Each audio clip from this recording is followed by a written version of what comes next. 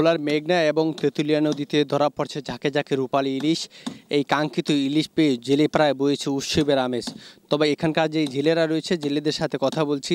জেলেদের সাথে কথা বলে যে তথ্যটুকু আমরা পেলাম, তারা আমাদেরকে জানিয়েছে যে ভোলার মেঘনা এবং তেঁতুলিয়া নদীতে যেই ইলিশের যেই বিগত দিনে যে ইলিশের ভরা মৌসুম ছিল, সেই মৌসুমে কিন্তু ইলিশ না পেয়ে কিন্তু তারা কিন্তু অনেক হতাশা প্রকাশ করছে। যদিও এই মৌসুমেও এই কিছু ইলিশ পেয়ে তারা কিন্তু অনেক আনন্দিত। তাদের অভিযোগগুলো হচ্ছে যে সরকারের যে সামনে যে 22 দিনের নিষেধাজ্ঞা যে সময় আসতেছে, অর্থাৎ মা ইলিশের নিষেধাজ্ঞার সময় আসতেছে, এই নিষেধাজ্ঞার সময় নিয়ে কিন্তু অনেক হতাশা প্রকাশ করছে। তাদের অভিযোগগুলো হচ্ছে সরকার যেই নিষেধাজ্ঞাকালীন সময়, অর্থাৎ তাদেরকে বিকল্প যদি কর্মসংস্থান কোনো ব্যবস্থা করে দেয়, তারা কিছুটা উপকৃত হবে। এর পাশাপাশি হচ্ছে জেলেদের অভিযোগগুলো হচ্ছে যে বিগত দিনের ব্যাংকের ঋণ, সমিতির কিস্তি সহকারে যে সকল সংস্থা থেকে তারা ঋণগ্রস্ত হয়েছে, সেই ঋণের বোঝা কিছুটা তারা দিতে পারবে বলে এমনটাই তারা আমাদেরকে নিশ্চিত করছে।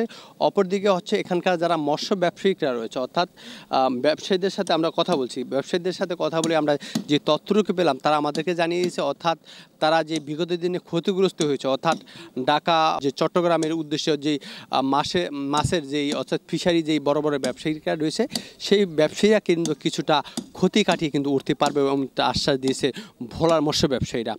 এর পাশাপাশি এখানকার জেলেদের দাবি হচ্ছে যে সরকারের যে নিষেধাজ্ঞাকালীন যে সময় আসছে, অর্থাৎ নির্ধারিত করা হয়, এই নির্ধারিত সময়ের ভিতরে যদি জেলেদের খাদ্য সহায়তা দেওয়া হয়, তারা কিছুটা উপকৃত হবে। এর পাশাপাশি হচ্ছে এখানকার যে মৎস্য ব্যবসায়ীরা রয়েছে, মৎস্য ব্যবসায়ীদের দাবি হচ্ছে যে সামনে যেই মা ইলিশের যেই 22 দিনের যে নিষেধাজ্ঞা দিয়ে আসতেছে, এই নিষেধাজ্ঞা পিছিয়ে দেওয়ার জন্য তারা কিন্তু সরকারের কাছে তারা কিন্তু অনুরোধ জানাচ্ছে। এর পাশাপাশি এখানকার যেই জেলেরা রয়েছে, জেলেদের একই দাবি রয়েছে, অর্থাৎ সামনে যেই মা ইলিশের যে নিষেধাজ্ঞা সময়কালীন আসতেছে, এই নিষেধাজ্ঞাকালীন সময় যদি জেলেদের যদি খাদ্য সহায়তার মাধ্যমে যদি অন্য কোনো বিকল্প কোনো কর্মসংস্থার ব্যবস্থা করে দেয়, তারা কিছুটা উপকৃত হবে।